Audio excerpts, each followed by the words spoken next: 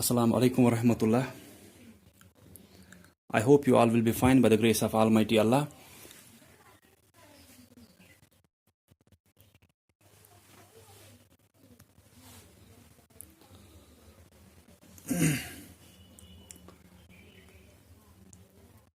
So last lecture में हमने start किया था our first chapter that's fractions और मैंने आपको उस दिन एक तो इंट्रोडक्शन दिया था थोड़ा इसका और इक्विवेलेंट फ्रैक्शंस पे हमने फिर कुछ क्वेश्चंस किए थे और वो हमने जैसे कि मैंने उस दिन पहले ही आपको बोला था कि हमने वो स्कूल में भी स्टार्ट किया था।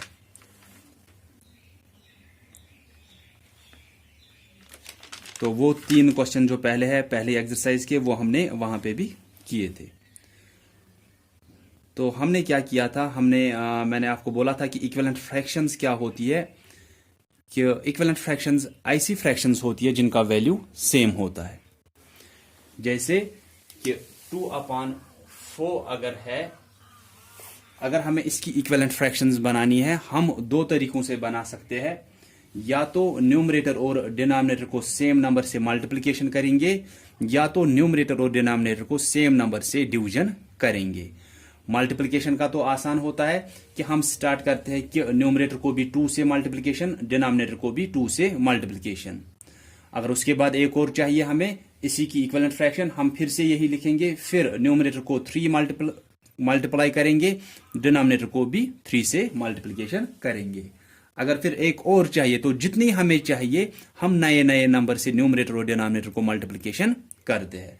स्टार्ट कहां से करते हैं हम कि जो फ्रैक्शन हमें दी है उसको 2 से मल्टीप्लिकेशन करते हैं न्यूमरेटर को भी डिनोमिनेटर को भी, फिर उसके बाद 3 से न्यूमरेटर को भी डिनोमिनेटर को भी, 4 से ऐसे न्यूमरेटर को भी डिनोमिनेटर को भी, 5 से न्यूमरेटर को भी डिनोमिनेटर को भी मल्टीप्लिकेशन करते हैं। उसके बाद दूसरा तरीका होता है कि सेम नंबर से हम न्यूमरेटर और डिनोमिनेटर को डिवाइड करेंगे, लेकिन उस टाइम हमें ध्यान देना होता है कि हमें देखना होता है वहां पे कि किस सेम नंबर से हम न्यूमरेटर और डिनोमिनेटर को डिवाइड करें, क्योंकि वो ऐसा नंबर होना चाहिए जिससे इस न्यूमरेटर को भी डिवीजन होगा डिनोमिनेटर को भी डिवीजन होगा। जैसे इसमें तो हम क्या कर सकते हैं, इसको 2 से डिवाइड करेंगे, इसको भी 2 से डिवाइड करेंगे। क्यों करेंगे 2 से? क्योंकि इसको भी 2 से डिवीजन होता है, इसको भी 2 से डिवीजन होता है। ठीक है, तो अगर हम 2 को 2 से डिवाइड करेंगे तो वहां पे क्वोशंट क्या आएगा, 1 आएगा, वो यहां पे लिखेंगे। अगर 4 को डिवाइड करेंगे 2 से तो 2 से करना है 4 को, है ना, 4 डिवाइडेड बाई 2। ठीक है, 4 को डिवाइड करना है 2 से, तो 2 2s आर 4। तो यहां पे जो क्वोशंट आया वो 2 आया, वो इसकी जगह पे लिखेंगे। 2 को 2 से डिवाइड किया 1 आया, 4 को 2 से डिवाइड किया 2 आया। तो ये डिवीजन से हमारी इक्विवेलेंट फ्रैक्शन इसकी बन गई। ठीक है, तो यहां से एक अगर मैं फिर से इसी 2/4 को लूंगा कि हम बोलते नहीं हम अब 3 से करेंगे। ठीक है, लेकिन ये खुद तक नहीं है ऐसा। मल्टीप्लिकेशन में तो आसान है, जब हम मल्टीप्लिकेशन से इक्विवेलेंट फ्रैक्शंस बनाते हैं वहां पे हम बना सकते हैं। 2 से करेंगे मल्टीप्लिकेशन, 3 से, 4 से, 5 से, 6 से, किसी भी नंबर से मल्टीप्लिकेशन कर सकते हैं। लेकिन डिवीजन के टाइम पे हमें सोचना है कि क्या इस न्यूमरेटर और डिनोमिनेटर दोनों को उस नंबर से होगा डिवीजन या नहीं होगा। जैसे यहां पे 2 से न्यूमरेटर को भी हुआ, 2 से डिनोमिनेटर को भी हुआ, तब हम इस 2 से कर रहे हैं। अगर अब यहां पे देखेंगे 3 से ना तो इस 2 को डिवाइड होगा, 3 से ना तो इस 4 को डिवाइड होगा। अगर हम बोलेंगे नहीं चलो 3 को छोड़ो 4 से करेंगे, 4 से इस 4 को तो बराबर डिवाइड होगा, लेकिन 4 से इस 2 को बराबर डिवाइड नहीं होगा। ठीक है, तो हमें किन नंबर से डिवीजन करना होता है वो ठीक से देखना होता है। और मैंने आपको वहां पे भी बोला था कि अगर हमें अब देखना है ना कि 2 और 4 को किस नंबर से हम डिवीजन कर सकते हैं, हम कॉमन फैक्टर्स से डिवीजन कर सकते हैं। तो अगर आप 2 के फैक्टर्स निकालोगे, इसके फैक्टर्स कौन से आते हैं, 1 और 2। फैक्टर्स कौन से होते हैं, वो नंबर्स जिनसे इसको बराबर डिवाइड होगा। इसको 1 और 2 से सिर्फ बराबर डिवाइड होता है, तो ये इसके फैक्टर्स हुए। अगर 4 के हम फैक्टर्स देखें तो इसको 1 से बराबर डिवाइड होता है, 2 से भी होता है और 4 से होता है। अब आप कॉमन फैक्टर्स देखो, यहां पे जो कॉमन फैक्टर होगा ना उनसे ही हम यहां पे इन दोनों को डिवीजन कर सकते हैं। तो कॉमन फैक्टर है 1 और 2। 1 है कॉमन, 2 भी है कॉमन। लेकिन आप देखो कि अगर हम 1 से न्यूमरेटर को भी डिवाइड करेंगे 1 से डिनोमिनेटर को भी, वहां पे तो वापस यही आएगा ना, तो 1 से डिवीजन करने की जरूरत नहीं है। फिर क्या रहा 2, तो 2 से हम कर सकते हैं न्यूमरेटर को भी डिनोमिनेटर को भी डिवाइड। ठीक है, तो अगर गैस नहीं हो रहा है कि कौन सा ऐसा नंबर होगा जिससे न्यूमरेटर को भी डिवाइड होगा डिनोमिनेटर को भी, तो आप फैक्टर्स निकाल सकते हो। उनमें से जो कॉमन होंगे 1 के बगैर जो कॉमन होंगे उनसे आप न्यूमरेटर और डिनोमिनेटर को डिवीजन कर सकते हो। ठीक है, जैसे कि वहां पे एक पार्ट हमें दिया था 6/18। अब अगर गैस नहीं हो रहा है कि किस सेम नंबर से इसको भी डिवाइड होगा इसको भी डिवाइड होगा, तो हम क्या कर सकते हैं, हम फैक्टर्स निकाल सकते हैं। 6 के फैक्टर्स है 1 2 3 6। 18 के फैक्टर्स है 1 2 3 6 देन 9 18, है ना। तो कॉमन कौन कौन से आए 1 के बगैर देखेंगे, उनसे हम डिवीजन कर सकते हैं इस न्यूमरेटर को भी और डिनोमिनेटर को भी, क्योंकि वो इनके कॉमन फैक्टर्स है। तो 2 है, उसके बाद 3 है, उसके बाद 6 है। तो इन तीनों से इसको भी होगा इसको भी होगा, तो आप कर सकते हो इसको भी 2 से डिवाइड इसको भी 2 से डिवाइड। हमें यहां से मिलेगी जो फ्रैक्शन मिलेगी वो इसकी इक्विवेलेंट फ्रैक्शन होगी। फिर से 6/18 ले सकते हो, न्यूमरेटर को भी 3 से डिनोमिनेटर को भी 3 से कर सकते हो, क्योंकि वो कॉमन फैक्टर्स में आ रहे हैं। तो जो फ्रैक्शन मिलेगी वो इसकी इक्विवेलेंट फ्रैक्शन होगी। फिर से 6/18 ले सकते हो, एक और कॉमन फैक्टर है 6, उससे भी कर सकते हो न्यूमरेटर को भी डिनोमिनेटर को भी। जो यहां से फ्रैक्शंस फिर हमें मिलेंगी वो इनकी इक्विवेलेंट फ्रैक्शंस होंगी। ठीक है, सो दिस वाज अबाउट कि डिवीजन से हम इक्विवेलेंट फ्रैक्शंस कैसे बनाते हैं और मल्टीप्लिकेशन से हम इक्विवेलेंट फ्रैक्शंस कैसे बनाते हैं। देन इसके बाद हम देखेंगे कि अगर हमें 2 फ्रैक्शंस दी है, हम कैसे देख सकते हैं कि ये इक्विवेलेंट है या नहीं है। चेक कैसे कर सकते हैं कि अगर हमें चेक करना है ना कि 2 या 2 से ज्यादा फ्रैक्शंस दी है, ये इक्विवेलेंट है या नहीं है। जैसे अगर मैं अभी वाला ही लूंगा कि 1/2, और यहां से अगर हमें 2/4 दी है, हमें बोलना है ये दोनों फ्रैक्शंस इक्विवेलेंट है या नहीं है। ये नहीं कि हमें इसकी इक्विवेलेंट फ्रैक्शंस निकालनी है या इसकी इक्विवेलेंट फ्रैक्शंस निकालनी है, नहीं, बल्कि हमें चेक करना है कि ये फ्रैक्शन और ये फ्रैक्शन इक्विवेलेंट है या नहीं है। देखो हम कैसे देखते हैं, हम इसके न्यूमरेटर को इस दूसरे के डिनोमिनेटर के साथ मल्टीप्लिकेशन करते हैं। ठीक है, पहली फ्रैक्शन के न्यूमरेटर को दूसरी फ्रैक्शन के डिनोमिनेटर के साथ मल्टीप्लिकेशन करेंगे, तो 1 मल्टीप्लाइड बाई 4, 1 मल्टीप्लाइड बाई 4 कितना आएगा, 4 1 इज 4। इसके बाद इसके डिनोमिनेटर को, पहली फ्रैक्शन के डिनोमिनेटर को दूसरी फ्रैक्शन के न्यूमरेटर के साथ मल्टीप्लिकेशन करेंगे। 2 मल्टीप्लाइड बाई 2 कितना आया, 4।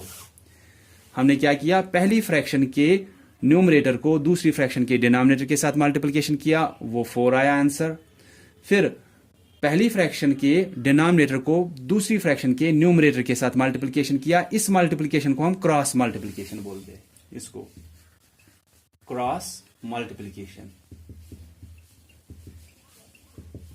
तो अब जब हमने क्रॉस मल्टीप्लिकेशन किया, इसके न्यूमरेटर को इसके डिनोमिनेटर के साथ मल्टीप्लिकेशन किया, इसके डिनोमिनेटर को इसके न्यूमरेटर के साथ मल्टीप्लिकेशन किया, वो क्या आ रहा है, वो सेम आ रहा है। यहां पे भी 4 मल्टीप्लिकेशन करने के बाद आंसर, यहां पे भी प्रोडक्ट 4 ही आ रहा है। तो अगर ऐसा हो रहा है कि इन दोनों को मल्टीप्लिकेशन करने के बाद और इन दोनों को मल्टीप्लिकेशन करने के बाद अगर सेम नंबर्स वहां से आंसर आ रहे हैं, तो हम बोलते हैं कि ये दोनों जो फ्रैक्शंस होंगी ये इक्विवेलेंट फ्रैक्शंस होंगी। ठीक है, तो जैसे कि यहां पे ये आया, तो हम लिखेंगे कि 1 मल्टीप्लाइड बाई 4 जो है ये बराबर आया 2 मल्टीप्लाइड बाई 2 को। तो उसके बाद लिखेंगे 10। अब वापस इन फ्रैक्शंस पे आएंगे, 1/2 एंड 2/4 आर इक्विवेलेंट। अगर उनका मल्टीप्लिकेशन करने के बाद सेम आया, तब हम बोलेंगे ये इक्विवेलेंट फ्रैक्शंस है, इक्विवेलेंट फ्रैक्शंस। मैं एक और पार्ट दिखाऊंगा।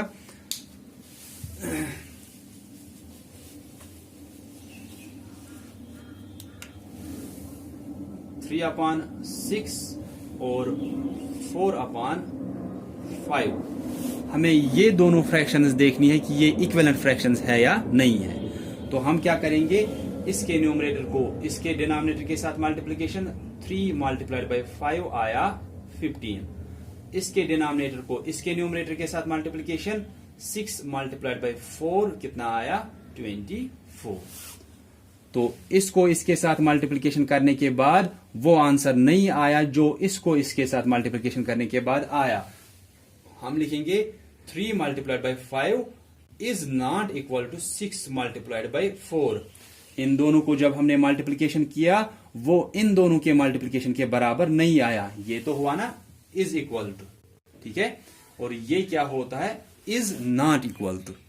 तो 3 multiplied by 5 is not equal to 6 multiplied by 4। तो इससे हमें क्या पता चला, अब हम फ्रैक्शंस पे वापस आएंगे। 10 3/6 एंड 4/5 आर नॉट इक्विवेलेंट। तो यहां से हम चेक करते हैं कि ये इक्विवेलेंट है या नहीं है। अगर ये सेम आता फिर हम लिखते 3 multiplied by 5 is equal to 6 multiplied by 4। 10 3/6 and 4/5 are equivalent fractions, अगर ये सेम आता यहां पे, ठीक है।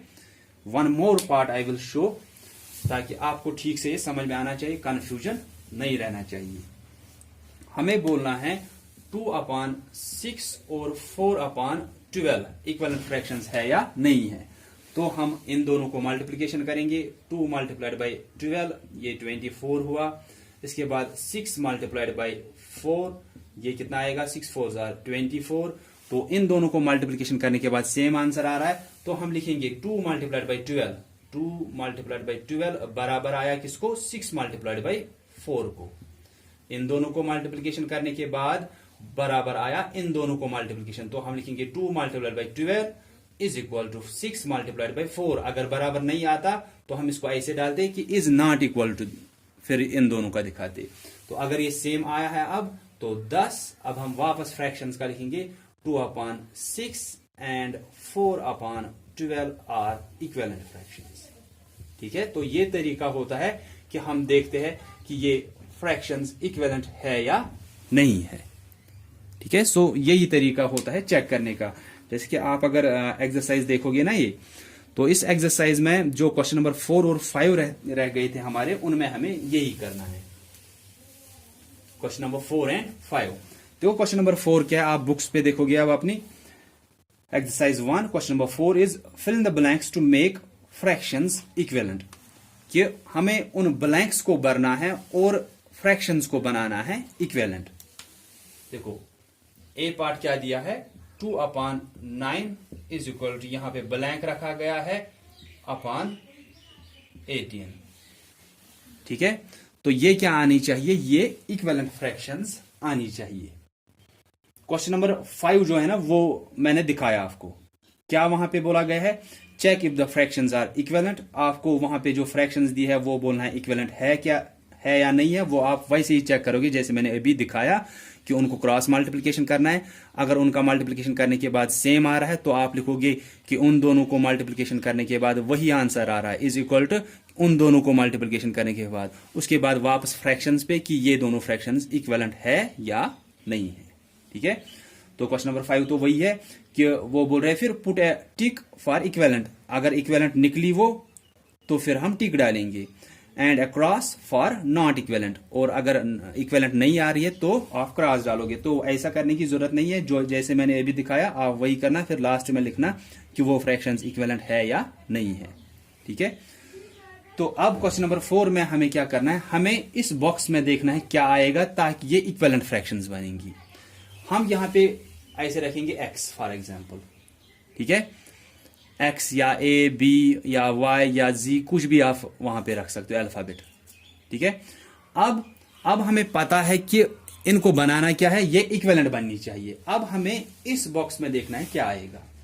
अगर ये इक्विवेलेंट होनी चाहिए फिर इन दोनों को मल्टीप्लिकेशन करने के बाद जो आंसर आना चाहिए वही इन दोनों को मल्टीप्लिकेशन करने के बाद भी आना चाहिए, ठीक है। तो 9 multiplied by x, 9 multiplied by x किसके बराबर आना चाहिए, क्योंकि ये वहीं से बोला गया है, ये नहीं अब हमें चेक करना है। शायद यहाँ पे चेक नहीं करना है, बल्कि यहाँ पे हमें वहीं से बोला गया है कि ये इक्विवेलेंट होनी चाहिए। वो कब होंगी, जब अब हम इसका वैल्यू ढूंढेंगे इस इक्वल की साइन की मदद से। तो हम बोलेंगे इन दोनों को अगर मल्टीप्लिकेशन करेंगे 9 मल्टीप्लाइड बाय x बराबर होना चाहिए 2 मल्टीप्लाइड बाय 18 को। तो यहां से हमें अब पता चलेगा इस x का वैल्यू क्या होगा, वही हम उस बॉक्स में रखेंगे। कोई ये नहीं सोचेगा शायद कि मैंने तो अभी ये दिखाया कि इन दोनों को पहले मल्टीपल करना है, 2 multiplied by 18 is equal to फिर इस 9 मल्टीप्लाइड बाई एक्स को रखना है वहां से। चाहे हम इस पूरे साइड को यहां से रखे या वहां से रखे, इससे कोई फर्क नहीं पड़ती है। ये नहीं कि हम 18 को यहां से रखेंगे या 2 को यहां से, नहीं, पूरा साइड बोल रहा हूं। 9 मल्टीप्लाइड बाई एक्स, यहां पे भी वही 9 मल्टीप्लाइड बाई एक्स है। 2 मल्टीप्लाइड बाई 18, यहां पे भी 2 मल्टीप्लाइड बाई 18 ही है। सिर्फ मैंने क्या किया, मैंने उन दोनों को पहले मल्टीप्लीकेशन या पहले साइड से मैंने उनको रखा जिसमें हमें इस एक्स का वैल्यू चाहिए। अगर हमें यहां पे इसका वैल्यू चाहिए होता फिर मैं इन दोनों को मल्टीप्लीकेशन करता ताकि ये एक्स यहां से आना चाहिए, बाकी कुछ भी नहीं। ठीक है, तो अब इन दोनों को मल्टीप्लीकेशन करने के बाद वही आंसर आना चाहिए जो इन दोनों को मल्टीप्लीकेशन करने के बाद आना चाहिए। अब देखो हम कैसे करेंगे, 9 मल्टीप्लाइड बाई एक्स को इसी साइड फिलहाल रखेंगे, इन दोनों को मल्टीप्लीकेशन करेंगे। 18 को मल्टीप्लीकेशन करोगे आप 2 से। अब ये नहीं कि आप 8 से पहले 2 को करोगे फिर 1 से, फिर वो 2 लाइनों में लिखोगे, वैसा करने की जरूरत नहीं है। आप 18 को इस साइड रख सकते हो, 2 को यहां से, 2 8 आर 16, 6 लिखा 1, 2 1 इज 2 प्लस 1 3, ये 36 आया। तो यहां से हम 36 लिखेंगे। और अब आपको यहां पे देखना है, हमें चाहिए क्या, हमें इस x का वैल्यू चाहिए। तो इस 9 को हम क्या करेंगे, इसको तो हम इस साइड नहीं रखेंगे ना, इस 9 को हम इस साइड अब ट्रांसफर करेंगे। तो यहां पे आपको ध्यान देना है कि अगर ये ऐसे होता ना, 9 plus x is equal to 36, अगर ये ऐसे होता, इस x को तो वैसे भी यहीं पे रखना था, इस 9 को उस साइड करना है। यहां पे 36 पहले से ही है, ये यहां पे क्या था, प्लस 9, तो ये यहां पे माइनस 9 जाता। ठीक है, अगर ये 9 प्लस एक्स होता, हमें x का वैल्यू चाहिए, इस 9 को दूसरी साइड डालेंगे। वहां से 36 पहले से ही है, बीच में इक्वल की साइन है, x को यहीं पे रखा क्योंकि इसका वैल्यू चाहिए, फिर इक्वल की साइन, यहां से 36 पहले से ही है, इस 9 को इस साइड से उस साइड लाना है ताकि हमें यहां पे सिर्फ x रहे। ये प्लस 9 है, ये यहां माइनस 9 जाता अगर ये ऐसा होता। अब दूसरा दिखाऊंगा कि अगर ये ऐसे होता कि x minus 9 is equal to 36, फिर से हमें इसी x का वैल्यू चाहिए तो हम इस x को यहीं पे रखेंगे। इसके बाद दूसरे साइड से फिर इक्वल की साइन, दूसरे साइड से 36 है। अब यहां पे ये माइनस 9 है तो ये वहां क्या जाता, ये प्लस 9 जाता। ठीक है, अब लेकिन यहां पे ये प्लस या माइनस है या नहीं है, नहीं है, फिर क्या है, ये मल्टीप्लीकेशन की शक्ल में है। यहां पे अगर ये प्लस 9 होता हम ये वहां माइनस 9 ट्रांसफर करते, अगर ये माइनस 9 होता हम ये वहां प्लस 9 ट्रांसफर करते। अब अगर यहां ये मल्टीप्लीकेशन की शक्ल में होता है तो वहां ये डिवीजन की शक्ल में जाता है। जो नंबर वहां से पहले से ही होगा उसी को या तो ये प्लस जाएगा या तो माइनस जाएगा, या तो डिवीजन उसी को रहेगा या तो मल्टीपल उसी को रहेगा। ये अपोजिट इस मेथड में रहता है, या अपोजिट हम साइन का बोलेंगे कि अगर ये यहां पे प्लस 9 होता, ये वहां माइनस 9 जाता, 36 माइनस 9। अगर ये माइनस 9 यहां से होता, ये 36 प्लस 9 यहां जाता। अब यहां पे तो ये मल्टीप्लाइड है, ऐसे 9 मल्टीप्लाइड बाय एक्स, यहां पे मल्टीप्लीकेशन की शक्ल में है तो यहां ये डिवीजन की शक्ल में जाएगा। अगर ये ऐसे होता कि x divided by 9 is equal to 36, ठीक है, तो यहां से डिवीजन की शक्ल में था तो ये वहां कैसे जाता है, x को यहीं पे रखते, 36 मल्टीप्लाइड बाय 9। अगर पॉजिटिव होता वहां नेगेटिव जाता, अगर नेगेटिव होता वहां पॉजिटिव जाता। अगर यहां से मल्टीप्लिकेशन की शक्ल में है ये वहां से डिवीजन में पहुंचेगा, अगर यहां से डिवीजन में होता वहां से ये मल्टीप्लिकेशन की शक्ल में जाता। ठीक है, तो हम इस x को यहीं पे रखेंगे, इज इक्वल टू यहां 36 है, फिर ये मल्टीप्लिकेशन की शक्ल में था तो ये यहां डिवीजन की शक्ल में रहेगा इसे, या आप 36 डिवाइडेड बाई 9 भी लिख सकते हो। इसके बाद 36 को डिवाइड करना है 9 से, 9 4s आर 36, तो कितना आया, 4 आया, तो x की जगह पे 4 रहेगा। अब देखो जब आपने ये x निकाला ना, अब आप ये चेक कैसे कर सकते हो कि आपका आंसर ठीक है या गलत। देखो आपका क्या आया, अब यहां पे क्या आया, यहां पे 4 आया, तो अब क्या बन गया, ये 2/9 है, ठीक है, इज इक्वल टू x की जगह पे 4/18। अब कैसे चेक कर सकते हैं कि सच में ये 4 जो आया ये ठीक है या गलत। अब वैसे ही करो कि इसको इसके साथ मल्टीप्लिकेशन वो बराबर आना चाहिए, इसको इसके साथ मल्टीप्लिकेशन, 2 मल्टीप्लाई बाई 18 ये 36 होता है, 9 4s आर 36 होता है। तो यहां से आपको पता चलेगा कि आपका आंसर जो है वो ठीक है या गलत है। ठीक है, तो एज आई से इट अगेन एंड अगेन कि अबाउट 90 to 99% मैथमेटिक्स ऐसा होता है जो आप आंसर्स लास्ट में खुद ही चेक कर सकते हो कि ये ठीक है या गलत है, अगर टीचर ने आपको सब कुछ पहले से ही बता के रखा है कि आप कैसे चेक कर सकते हो। ठीक है, तो हमारा x निकला 4, हमने यहां पे 4 को रखा। इसके बाद हम कैसे देख सकते हैं कि सच में ये 4 ही आना चाहिए? हम क्रॉस मल्टीप्लिकेशन करेंगे, इसको इसके साथ मल्टीप्लिकेशन किया वो 36 आया, इसको इसके साथ मल्टीप्लिकेशन किया वो 36 आया। दैट मीन्स ये इक्विवेलेंट है, दैट मीन्स जो 4 है वो हमारा सच में ठीक आंसर आया है। ठीक है, मैं यहां पे एक और आपको दिखाऊंगा ताकि आपका ये कंफ्यूजन क्लियर हो जाए। इसके बाद आप क्वेश्चन नंबर 4 और 5 में से 2-2, 3-3 पार्ट्स अपनी नोटबुक्स पे करोगे। 2/4 इज इक्वल टू 3 यहां पे ब्लैंक रखेंगे। तो हमें ये चाहिए, हम इसकी जगह पे x रखेंगे या कोई भी अल्फाबेट रखेंगे। अब अगर ये इक्विवेलेंट है तो अभी वाला कि इन दोनों को मल्टीप्लिकेशन करेंगे वो बराबर आना चाहिए इन दोनों को मल्टीप्लिकेशन। तो 2 मल्टीप्लाइड बाय x, मैंने पहले बोला इस साइड से आप वही रखा करो जो ये x वाला इस साइड रखा करो।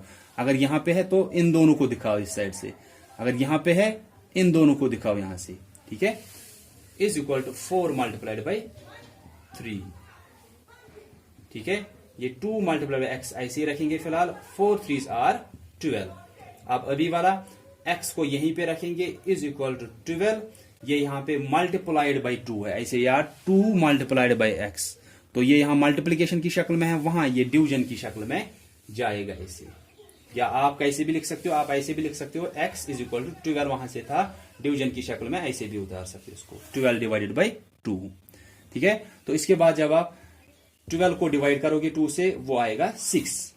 अब इसकी जगह पे क्या आया 6, पहले से क्या था 2/4। ठीक है, इज इक्वल टू 3/x की जगह पे अब 6 आया। अब चेक कैसे कर सकते हैं, फिर से वैसे ही इन दोनों को मल्टीप्लिकेशन करेंगे वो इसके बराबर आना चाहिए इन दोनों के। 2 6 आर 12, 4 3s आर 12 आ गया सेम। तो यहां से आपको पता चलेगा कि आपने ठीक आंसर निकाला। ठीक है, तो आप ये दोनों क्वेश्चंस करना, क्वेश्चन नंबर 4 और 5। फिर अगर कहीं पे भी आपको कंफ्यूजन होगा वो आप पूछ सकते हो। So that's all for today. So thanks all of you for listening carefully. Allah Hafiz.